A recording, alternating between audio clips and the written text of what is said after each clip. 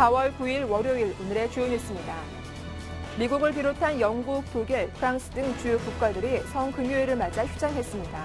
성금요일은 부활절 휴일 직전인 금요일을 말합니다. 미국의 3월 고용지표에서 실업률은 최근 3년여 만에 최저치를 기록했으나 비농업 부분의 신규 고용은 예상외로 저조했습니다. 전문가 예상치를 크게 밑돈 12만 개로 집계돼 5개월 만에 최소 증가폭을 기록했습니다.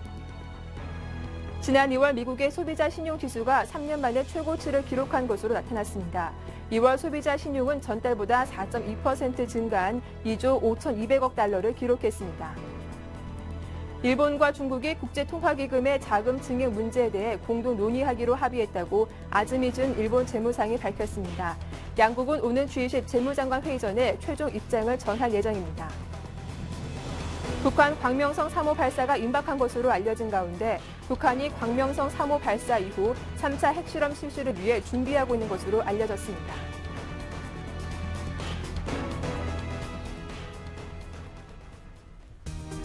안녕하세요. 굿모닝 대박 예감 박미라입니다. 4월 둘째 주 월요일 순서 시작을 해보죠.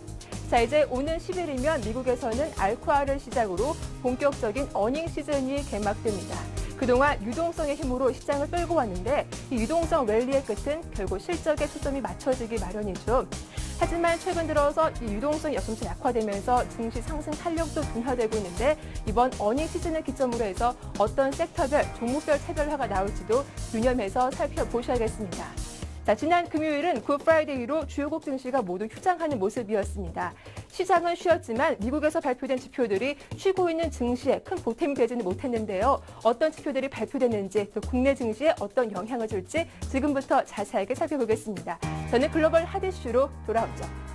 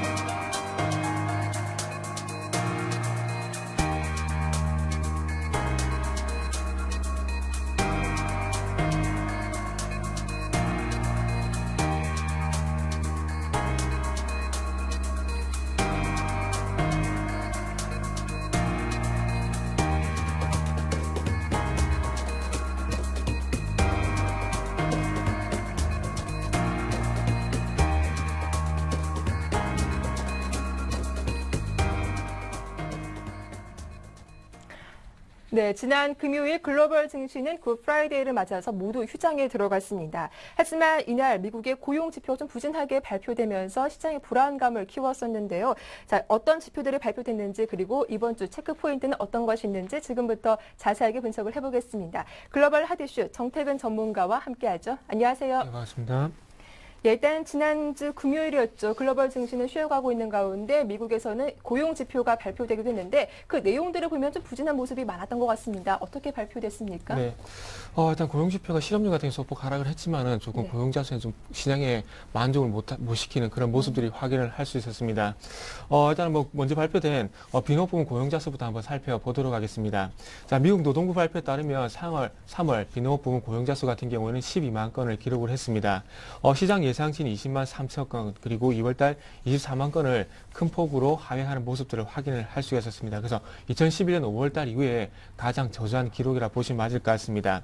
자, 좀 더 자세하게 한번 살펴본다면 민간 부문 고용 같은 경우에 12만 1천 건으로서 예상치는 21만 8천 건을 큰 폭으로 하회를 하면서 1월달 23만 3천 건 대비 큰 폭으로 감소를 했습니다.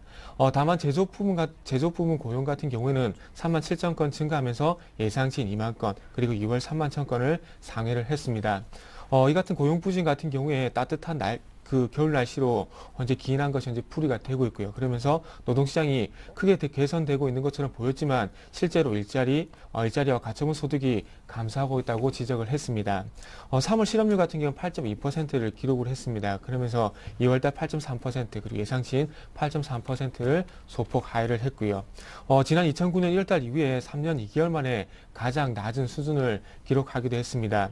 실업률이 하락한 이유는 아직 일자리를 찾지 못한 사람들이 아예 고용시장을 떠났기 때문이라고 현재 분석이 되고 있고요. 아울러 전체 노동인구 감소와는 무관하지 않은 것으로 현재 풀이가 되기도 하고 있습니다.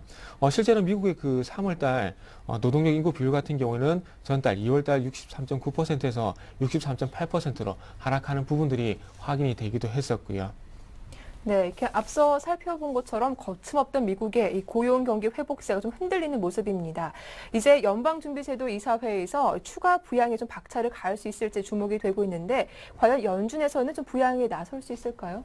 네, 일단은 그 부분도 한번 살펴봐야 될 것 같은데요. 네. 일단은 뭐 미국 연준에서 가장 신경 쓰고 있는 부분이 버냉키 의장도 밝혔듯이 고용 부분이고요. 그리고 주택 시장이 여전히 호전이 되지 않고 있기 때문에 어떤 그런 추가 부양에 대한 기대감은 충분히 나올 수 있을 만한 시기가 된 것 같습니다. 하지만 이런 섣부른 기대감들 속에서 나오지 않을 부분 이 상황 속에서 추가 부양책이 나올지 안 나올지 여부는 저희가 판단하기 좀 힘들 것 같습니다. 아무래도 연준에서 어떤 얘기가 오가고 있는지 그런 상황들도 있고요. 그리고 버냉키가 어떤 판단을 할지는 아직까지 미지수이기 때문에 너무 섣불리 조금은 부양책을 기대하기에는 무리가 있지 않나 이렇게 생각을 하고 있습니다.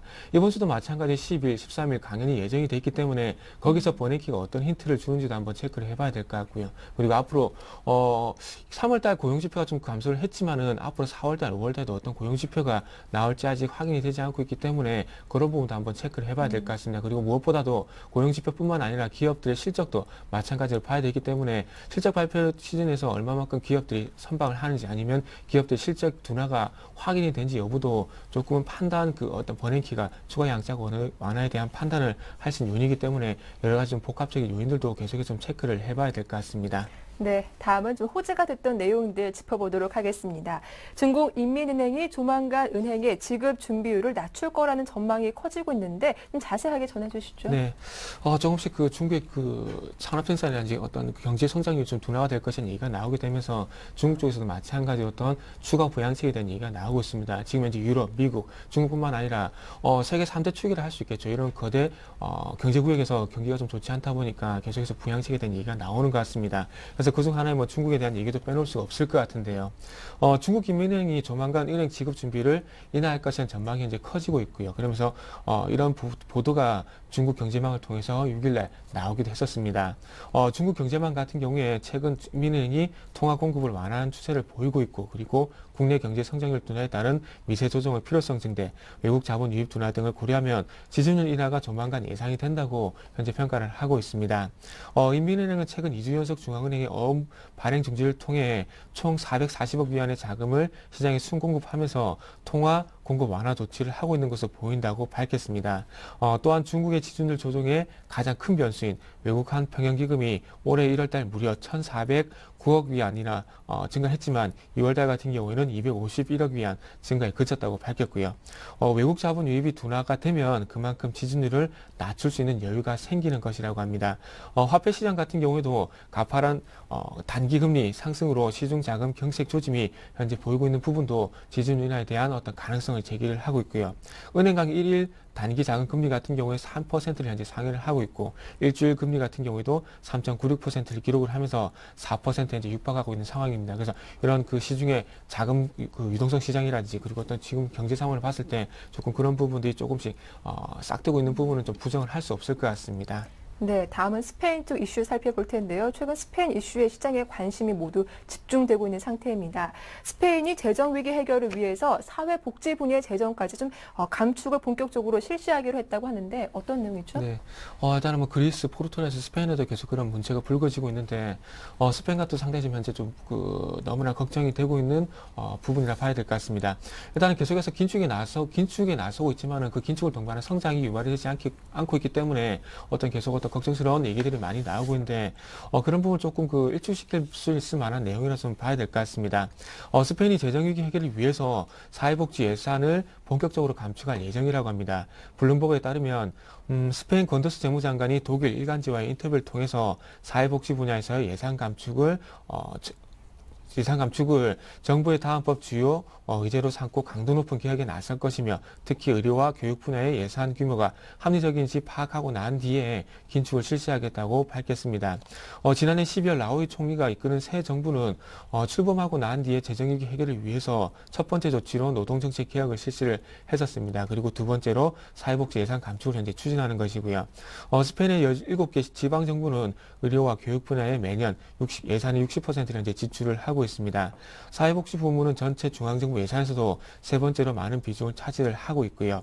한편 스페인 정부 같은 경우에 재정개혁 프로그램이 국민 간 노동계의 반발로 지지부진하게 진행이 되면서 재정위기에 대한 우려가 다시 한번 커지고 있는 상황이기 때문에 얼마만큼 현재 그 유로존 내 그리고 글로벌에서 신뢰를 줄 수 있을 만한 그런 정책이라든지 그리고 어떤 성장력이 나오는지도 한번 좀 체크를 해봐야 되지 않겠나 이렇게 좀 덧붙여보고 싶습니다. 네, 다음은 좀 악재가 됐던 내용들 살펴보겠습니다.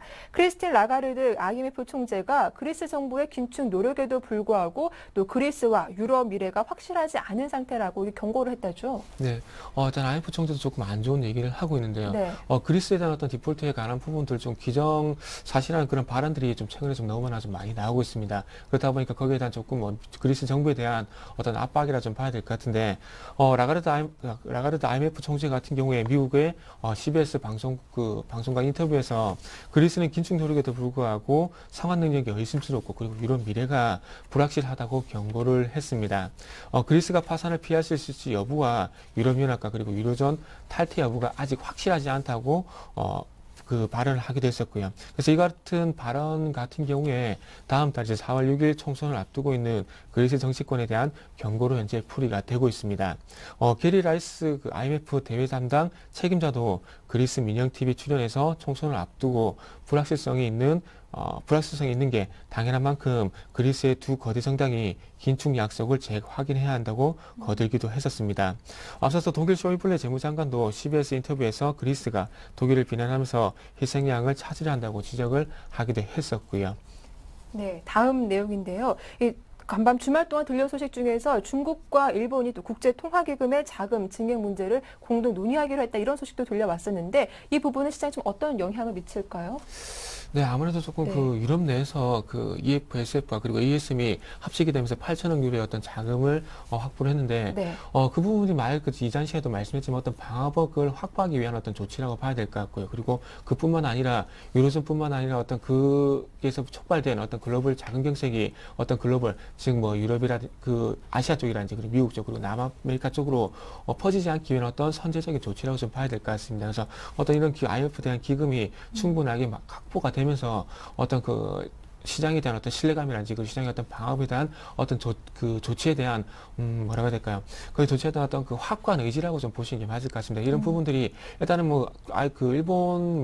일본에서 그런 얘기를 했다고 해서 확보가 되는 것이 아니기 때문에 네. 그런 부분들에 대한 시장에 대한 의지를 확고하게 하게 되면서 다른 G20이라든지 그리고 유럽 쪽이라든지 유럽이 아니죠.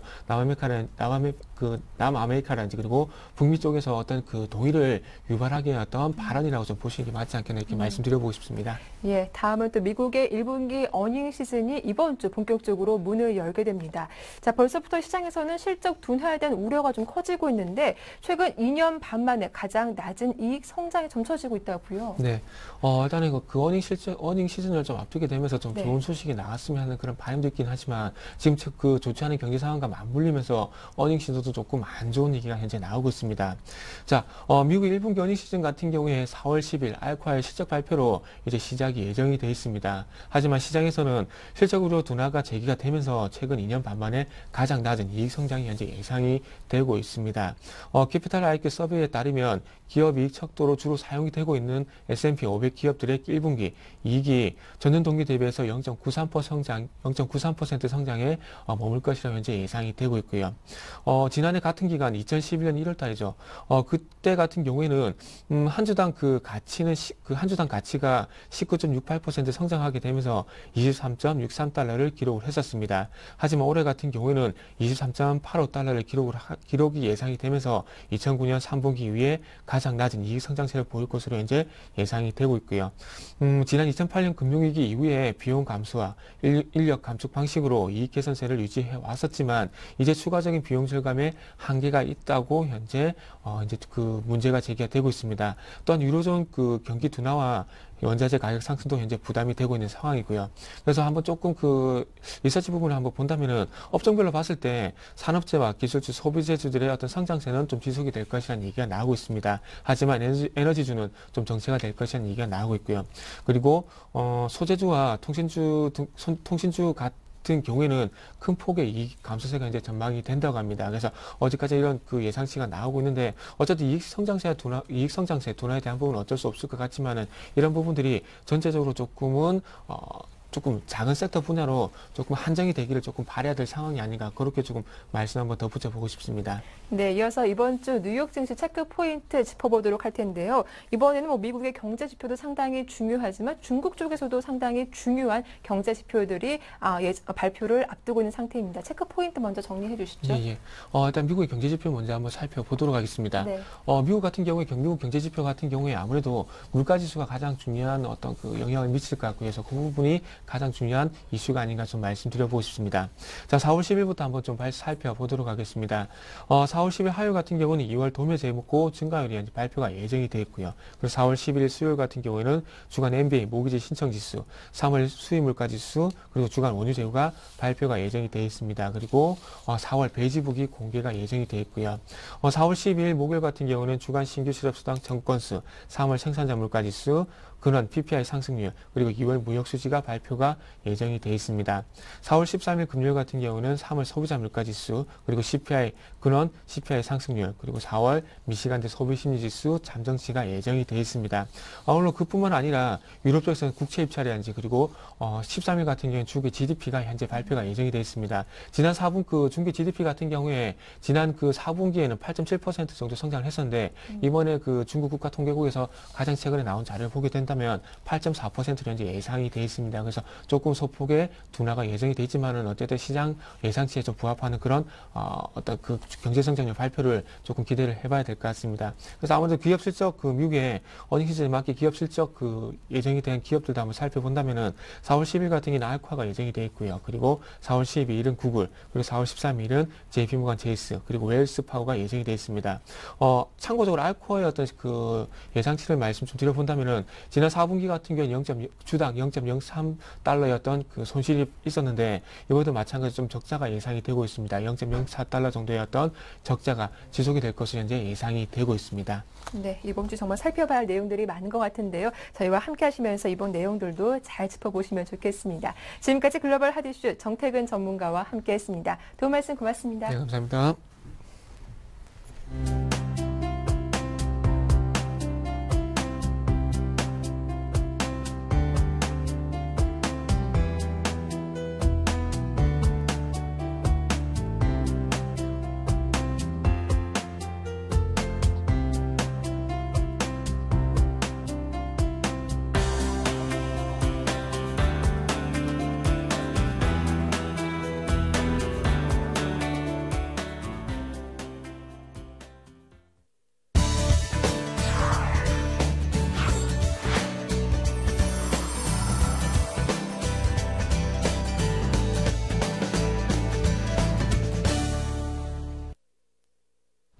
네, 세계를 보는 눈 인백스 투자자문의 이현민 본부장과 함께하겠습니다. 안녕하세요. 네, 안녕하십니까. 네, 본부장님, 오늘 저희가 좀 집중적으로 살펴볼 내용은 어떤 겁니까? 지난주에 유럽의 국채 시장이 좀 불안하게 움직였죠. 네. 예, 일주일 내내 그랬습니다. 그래서 오늘은 국채 시장, 특히 유럽 국채 시장이 이렇게 왜 불안하게 움직이는지 하고 이에 대한 대처 방법, 이런 부분으로서 생각할 수 있는 시사점, 이런 점을 좀 찾아보겠습니다. 예, 정말 좀 상당히 흥미진진한 내용이 아닐까 싶은데요. 먼저 22의 LTR로 좀 중단 계획이 나오고 있다고 하는데 이 내용이 좀 어떤 이야기인지 좀 설명 부탁드릴게요. 네, 역시 이제 그 국채 시장과 관련해서 이 LTRO의 그 내용을 먼저 말씀을 드리는 부분이 시청자 여러분의 이해를 돕는데 필요할 것으로 생각이 되는데요. 특히 유럽중앙은행이 1, 2차 LTR을 통해서 민간 금융기관에 막대한 유동성을 공급을 했습니다. 1차는 523개 은행에 4,890억 유로를 공급을 했고요. 2차에는 800개 은행이 몰렸습니다. 그래서 5,295억 유로를 공급을 했습니다. 전반적으로 보면 1조 185억 유로, 1조 200억 유로 정도 수준인데요. 이것이 이제 공급이 된 후에 전반적으로 시장이 안정세를 찾았고 드라기 총재도 LTRO 프로그램에 대해서 성공적이었다라고 자평을 했습니다만 지난주 월요일 날 이 시간을 통해서 스페인의 그 재정 위기에 대해서 저희가 말씀을 드렸는데요. 이런 재정 위기로 인한 여파가 지난주 고개를 수그러들지 못하자 유럽 국제 시장이 현재 불안을 키우는 요소로 작용하고 있다라고 볼 수가 있겠습니다. 네, 최근 시장의 안정을 키웠던 LTRO 프로그램이 중단될 위기에 놓이면서 유럽의 국제 시장이 좀 불안감을 키우고 있다라고 하셨는데 그렇다면 유럽 국제 시장의 불안 어느 정도로 좀 위태로운 상태입니까? 역시 그 현재 불안의 진원지는 스페인입니다. 네. 스페인과 관련된 부분은 아마도 심도 있게 지난주 월요일 날 저희 TV를 통해서 시청자 여러분들이 이 내용을 기억을 하고 계실 것으로 생각이 됩니다. 스페인의 10년 만기 국채 수익률이 지난주 말에 5.8%까지 육박을 했고요. 이 수익률이 6%를 넘어가게 될 경우에는 현재 유럽중앙은행이 펼친 이른바 LTRO 프로그램, 영문으로는 Long Term Refinancing Operation이라고 부르는데요. 이 1차 LTRO 프로그램 이전의 수준으로 돌아가는 수치라고 보겠습니다. 현재 유럽의 국채 시장이 상당히 급박하게 돌아가고 있다는 점을 시청자 여러분께서 느끼실 수가 있겠는데요. 역시 스페인이 270억 유로 정도 현재 긴축안을 내놓았지만 국민당이 지난 지방선거, 안달루시아 선거에서 패배하면서 현재 지지세가 조금 떨어져 나가고 있고요. 이런 부분이 국채 시장에서 스페인의 국채에 투자를 꺼리게 되고 독일의 분트나 스위스 프랑의 안전자산에 몰리게 되는 이런 흐름으로 나타나고 있습니다. 거기다 더불어서 ECB가 시장에 명확한 의사 전달을 한다는 측면에서는 점수를 줄 수는 있겠지만 드라기 총재가 3차 LTRO는 없다라고 단정적으로 얘기한 것도 잠재적으로는 역시 이런 그 불안을 키우는 요소로서 현재 등장하고 있다라고 볼 수가 있겠습니다. 그렇다면 스페인이 올해 이제 시장에서 조달할 국채 규모와 스페인의 국채 수익률은 좀 안정될 수 있을까요? 전망 어떻게 보십니까? 현재로서는 매우 불안합니다. 네. 액면 그대로 시청자 여러분께 정확하게 이 내용을 전달해 드리는 것이 나을 것으로 보이는데요. 현재 스페인이 올해 유럽 국채 시장에서 조달할 수 있는 국채 규모는 약 1,861억 유로, 많으면 2천억 유로까지 육박할 것으로 보이고요. 이자 지급 비용만 현재 290억 유로를 상정을 하고 있습니다. 이번에 지난주에 발표됐죠. 스페인의 긴축안의 규모가 270억 유로 수준이라고 본다면 이 이자 지급 비용만 얼마나 많은 수치인지 여러분들이 짐작할 수 있는 부분이라고 하겠습니다. 특히 시장에서는 10년 만기 스페인 국채 수익률이 6%를 넘어갈 경우에는 스페인에게 국채 상환 부담이 매우 커질 것으로 보고 있는데 지난주에 5.8%, 이번 주에 ECB의 추가적인 어떤 조치가 나오지 않는다면 국채 시장이 주 초반 불안한 흐름이 좀 더 나타날 수 있는 부분이고요. 여기에 대해서 스페인의 라오이 총리가 한마디 지난주에 나왔습니다.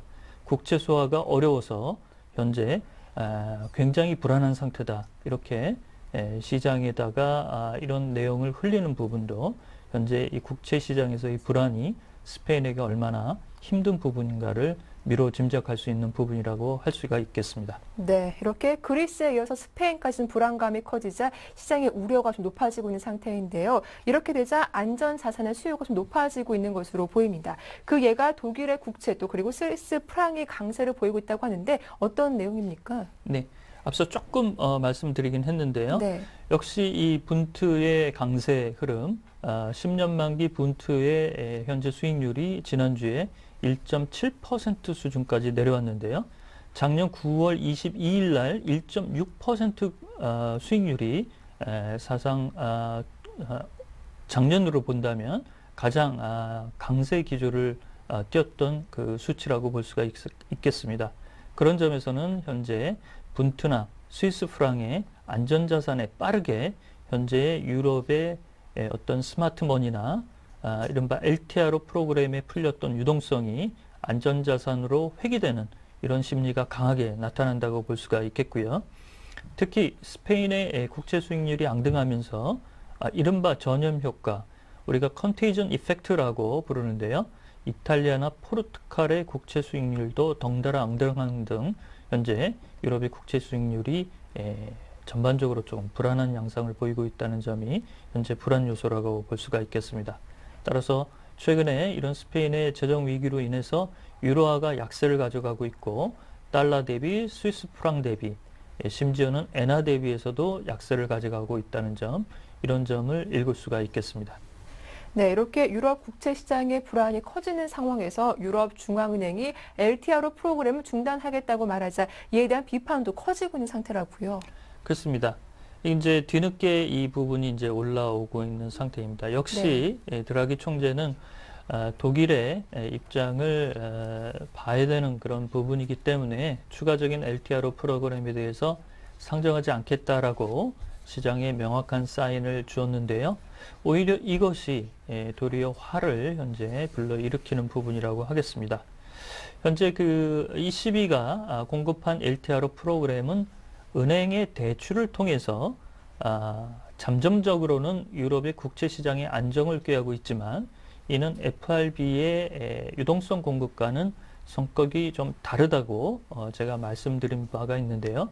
역시 3년 만기라는 만기가 언제까지 이렇게 그 은행들이 민간 금융기관들이 갚아야 되는 일정이 확정이 돼 있고, 그 다음에 민간 금융기관들은 국채 시장에서 불안을 느끼게 되면 추가적으로 투자 수익률 이런 부분에서의 어려운 부분을 느낄 수밖에 없기 때문에 FRB가 미국의 금융기관에 대해서 모기지 담보증권의 매입이나 심지어는 그 민간 금융기관의 지분 매입, 민간 금융기관의 지분 매입뿐만 아니라 2008년 금융위기 때에는 기업체의 회사채를 직접 매입하는 등 강력하게 이런 그 이른바 최종 대부자 역할을 했지만 ECB가 현재 가져가고 있는 부분은 변형된 형태의 유동성 공급이라는 측면에서 시장에 이런 불안이 있을 경우에는 ECB가 적절한 조치를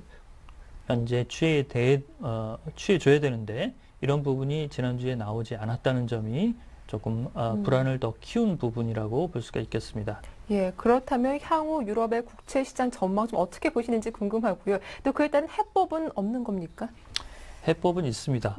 네. 역시 from the last resort, 최종 대우자 역할을 하는 ECB가 유럽의 국채 시장에서 현재 미온적으로 대응하는 그 대응 태세를 조금 더 올려줄 수 있는 부분이 이번 주에 나올 수 있느냐가 이번 주 글로벌 증시의 방향성을 그 판단할 수 있는 지표라고 하겠는데요. 여기 이제 좋은 예가 있습니다. 최근 8주 동안 유럽 중앙은행은 8주 중 7주 동안 국채 시장에 직접 개입을 하지 않았습니다. S&P 프로그램을 가동하지 않았는데요. 이렇게 국채 시장이 불안한 움직임을 보이게 되면 직접적으로 소량이라도 유럽 국채 시장에서 ECB가 직접 국채를 매입하는 이전의 프로그램을 가동한다면 시장의 불안감을 조금 덜 수 있는 부분으로 나타나지 않을까라고 볼 수가 있겠고요. 따라서 현재 드라기 총재가 정책 선회를 하기에는 조금 부담감이 있습니다. 그리고 직접적으로 LTRO 프로그램이 없다라고 자신의 입으로 말한 부분이 있긴 하지만 이렇게 조금씩 ECB가 관심을 갖고 있다라는 그런 조치가 나온다면 조금 지난주보다는 나아질 수 있는 부분이라고 볼 수가 있겠는데요. 이런 부분이 나올 수 있을지 이번 주의 관건이라고 볼 수가 있겠습니다. 네, 불안감이 커지고 있는 유럽의 국채 시장 상황과 또 해법에 대해서 자세하게 정리를 해봤습니다. 지금까지 인백스 투자자문의 이현민 본부장과 함께했습니다. 도움 말씀 고맙습니다.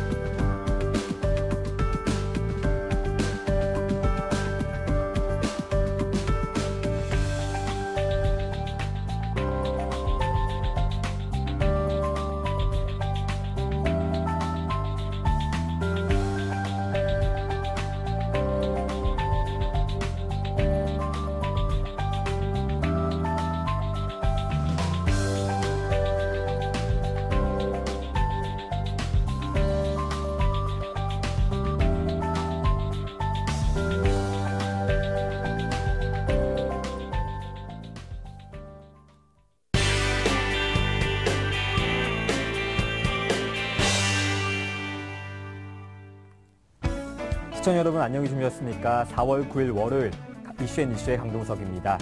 벌써 4월도 둘째 주 월요일이고 또 오늘은 서울을 기준으로 평년 기온이 되찾으면서 20도까지 올라간다고 합니다. 봄을 만끽하는 한 주 시작하시길 바라면서 이슈앤이슈 첫 소식입니다.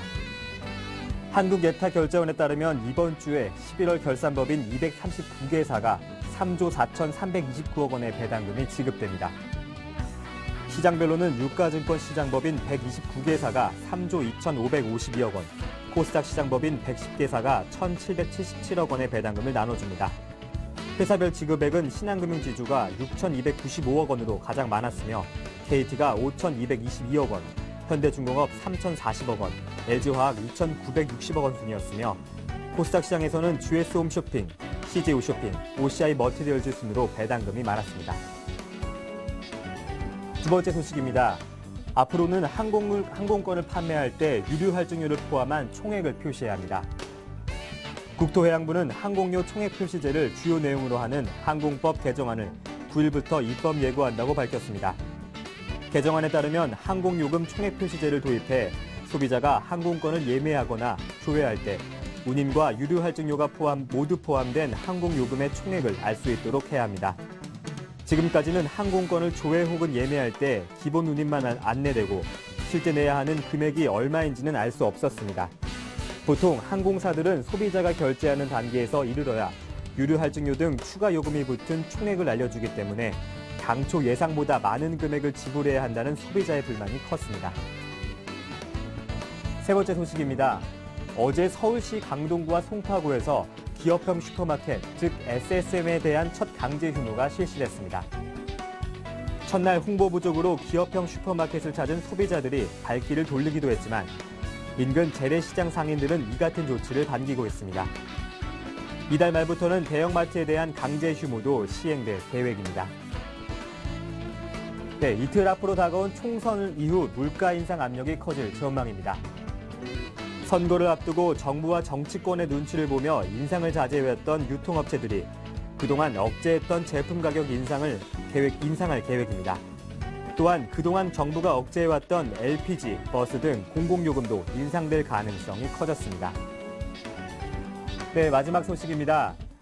4.11 총선을 앞두고 국민 10명 중 7명은 선거 공약 중 경제 공약이 투표에 가장 큰 영향을 미친다고 대답했습니다.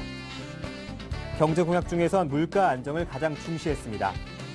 현대경제연구원이 지난달 26일부터 30일까지 전국 19개, 전국 19세 이상 남녀 1,007명을 조사한 결과 유권자들의 69.8%는 경제 분야가 투표에 가장 영향을 미친다고 답했습니다. 반면 정치 외교 분야는 18.9%에 불과했습니다. 경제 공약 중 가장 영향을 끼치는 이슈로는 물가 안정을 꼽았고 이어 일자리 창출, 복지 정책, 경제 성장이 뒤를 이었습니다. 현대경제연구원은 많은 유권자가 복지나 경제 민주화보다는 서민 경제 안정을 위한 후보들의 공약 마련이 필요하다며 고물가로 말미암은 경제 충격을 최소화하고 구체적이고 실효성 있는 일자리 정책 개발이 시급하다고 시작했습니다. 네, 저희가 준비한 소식은 여기까지입니다. 저는 내일 다시 생생한 뉴스로 다시 찾아뵙겠습니다. 고맙습니다.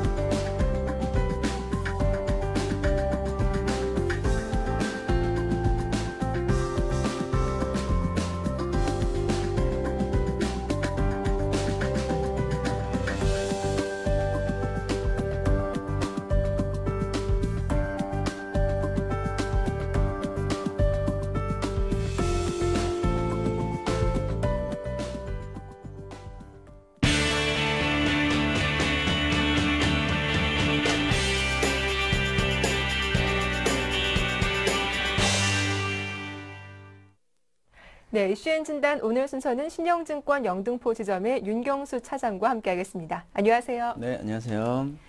예, 먼저 지난 금요일장 마감 상황 다시 한번 정리해 볼 텐데요. 지난 금요일 좀 장 막판 들어서 코스피, 코스닥 모두 좀 강보합권으로 마감을 했더라고요. 마감 상황 다시 한번 정리해 볼게요. 네, 알겠습니다. 마감 상황 좀 정리해 보도록 하겠습니다. 네. 말씀하신 대로 뭐 코스피, 코스닥 둘 다 강보합세로 장을 마감을 했습니다. 아무래도 기관의 매도세가 좀 이어지는 부분이 장을 상승을 뭐 저항을 했다 이렇게 볼 수가 있겠는데요. 코스피가 전일 대비 0.26포인트 오른 2029.03에 장을 마감을 했습니다. 이는 뭐 말씀드린 대로 개인과 외국인은 뭐 매수세가 이어지고 있었지만 기관의 매도세로 장을 좀 강보합으로 마감을 했다 이렇게 볼 수가 있겠습니다. 외국 개인이 1,420억 정도, 외국인이 1,016억 정도 순매수를 보여줬고요. 이에 반해서 기관이 1,589억 정도 순매도를 보였습니다. 기관이 장중에는 뭐 매수세를 보여줬다가 다시 장 후반에 매도세를 보여주면서 장이 2,000선에서 오르락내리락을 보여줬다 이렇게 보여질 수가 있고요. 코스닥 역시도 강보합세로 삼성전자 소식이 있는데 이 부분은 제가 좀 이따가 좀 더 심도 있게 좀 말씀을 드리도록 하겠고요.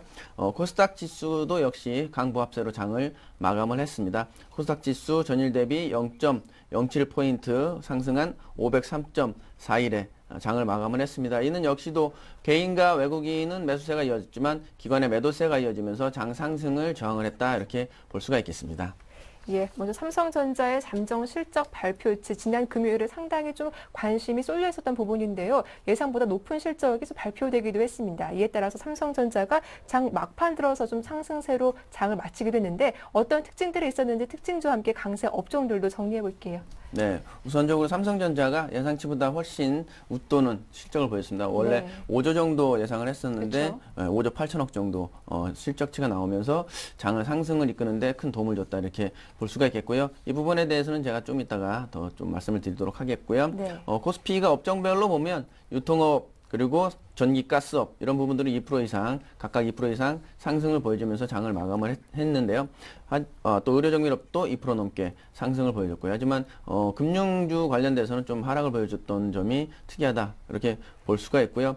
이 가운데 역시 말씀하신 대로 삼성전자가 소폭 상승을 보여주면서 133만 원까지 오르면서 장을 마감을 했습니다. 이에 따라서 삼성전기도 3% 이상 상승을 보였다 이렇게 볼 수가 있고요. STX는 11조 규모의 리비아 수주를 보여주면서 장을 11조 규모를 보여주면서 5% 넘게 상승을 보여줬습니다. 코스닥 역시도 시가총액 상위 종목들은 혼조세를 보여줬다고 볼 수가 있겠는데요. 뭐 CJ 홈쇼핑, 안철수 연구소 이런 부분들은 2% 정도 하락을 보여줬고요. 이에 반해서 다음이나 그리고 서울반도체나 포스코 ICT 이런 부분으로 소폭 상승을 보여줬습니다.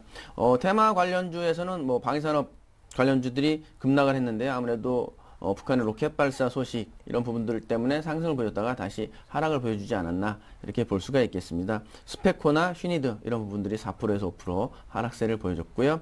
또 정치 테마 관련주에서는 문재인 테마 관련주가 좀 하락세를 보여줬다 이렇게 볼 수가 있겠습니다. 우리들 제약이나 뭐 우리들 생명과학 이런 부분들이 좀 가격 제한폭까지 하락을 났다 이렇게 볼 수가 있고요.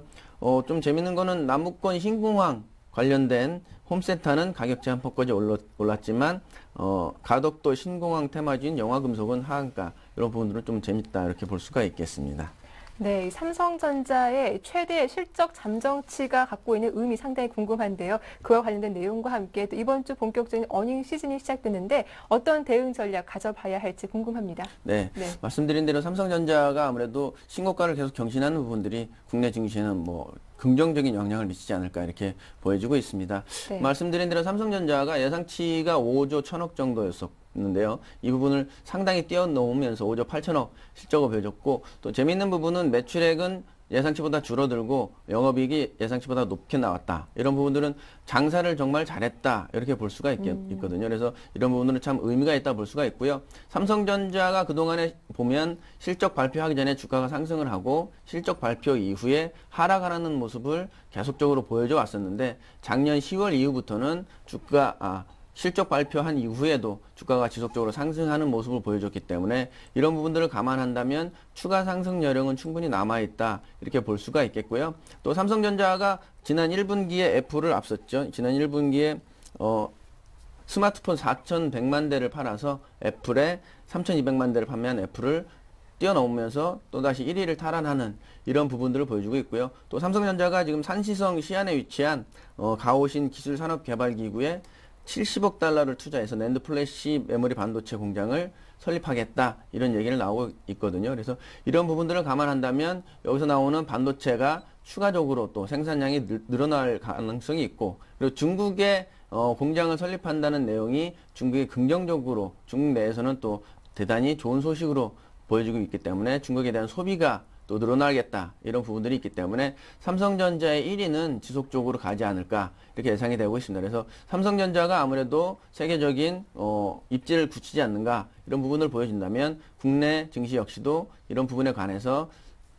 긍정적인 효과를 보여주지 않을까 이렇게 보여지고 있고요. 또 하나 글로벌적으로 보면 미국의 공급자 관리협회 ISM 제조업 지수죠. 이 부분이 전월 대비해서 53.4로 전달 52.4보다 높게 나타났다. 이런 분들은 ISM 제조 지수가 50을 기준으로 위냐 아래냐를 보면 50을 기준으로 위에 나오면 경기가 살아난다. 이런 기대감이고 아래로 나오면 경기가 좀 후퇴한다. 이런 얘기거든요. 그래서 50보다 넘게 나왔기 때문에 아무래도 경기에 대한 기대감은 지속적으로 남아있다. 이렇게 볼 수가 있고요. 또 중국이 노동절을 앞두고 있어서 4월 말에서 5월 초죠. 노동절을 앞두고 있어서 노동절에 소비를 늘리겠다. 이런 부분을 나오면서 아무래도 국내 증시에는 충분한 좋은 소식이 나오지 않을까 이렇게 예상이 되면서 이런 부분들은 국내 증시를 상승세로 이끌어 가겠다 이렇게 보여줄 수가 있겠습니다.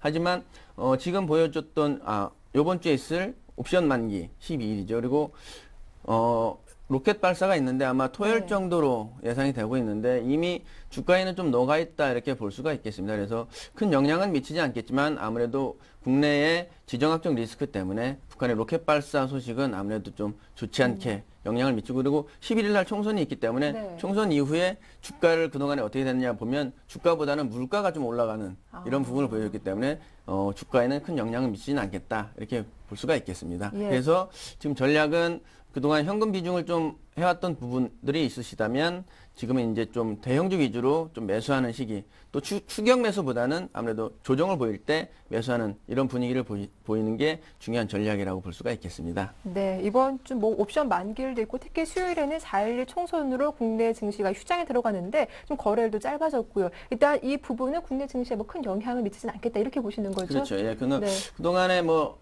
그동안에 보면 계속적으로 옵션 만기 때 국내 증시에 영향을 그렇게 크게 미치지는 않았다고 보기 때문에 오히려 옵션 만기 전날은 좀 조정을 보이지만 옵션 만기 날 당일날은 좀 상승하는 이런 분위기를 보여주기 때문에 큰 영향은 미치지 않겠다 이렇게 보겠습니다. 예, 그렇다면 좀 오늘 좀 관심 갖고 지켜볼 만한 업종이 있다면 어떤 업종일까요?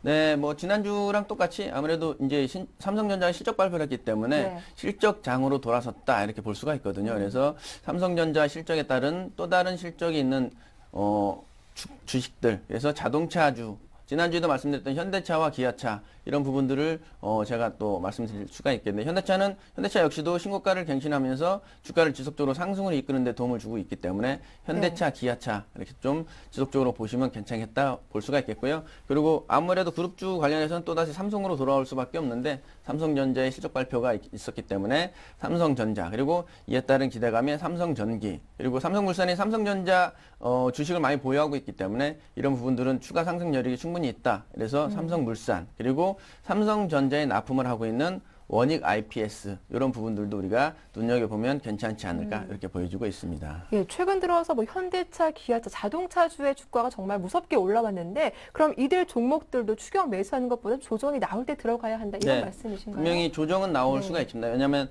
지금 외국인의 매수세가 3일째 이어지고 있는데 외국인이 매수세가 돌아왔다 이렇게 볼 수는 있긴 있거든요. 하지만 분명히 그 기존에 담아놨던 주식의 차익 실현 부분은 분명히 나오기 때문에 조정을 보일 때 그때 들어가시는 게 현명한 방법이라고 볼 수가 있겠습니다. 네, 외국인의 매수가 들어오고는 있지만 일단 현대차와 기아차 좀 조정이 나올 때 그때 들어가 보는 게 현명하겠다라는 의견까지 주셨습니다. 자, 지금까지 신영증권 영등포 지점의 윤경수 차장과 함께 오늘장 전략 세워봤습니다. 도움 말씀 고맙습니다. 네, 감사합니다.